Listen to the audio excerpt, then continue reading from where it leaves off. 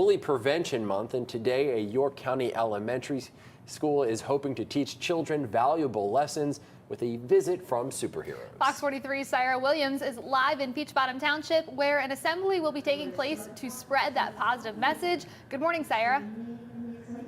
Good morning. I'm here at Delta Peach Bottom Elementary School, joined by the Omegaman, who's here to teach teachers, staff, and students how to be a hero. Now, can you tell me, how did you get started with this? I started this in 2008 because I saw the rise of bullying across the nation on physical, verbal, but mostly cyber too. So I created a one-of-a-kind superhero school assembly called Omegaman and Friends, challenging students to be the hero in you, helping everyone respect others, to use your superpowers for good, not for bad. We all have one power in common, and that's the power of our words, how to use our words nicely, not tearing down others. Also to be a dream maker, not a dream breaker in life.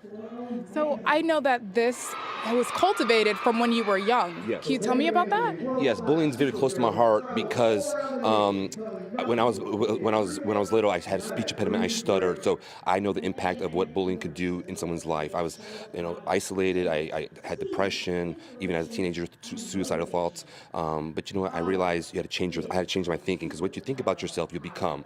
So I started going to speech therapy for many, many years. Do I still stutter? Sometimes I do, but never focus on what you can't do. Focus on what you can do. So I can still rip stuff and break stuff. And now I travel across the nation doing some crazy feats of strength, but motivating kids to be bully-free.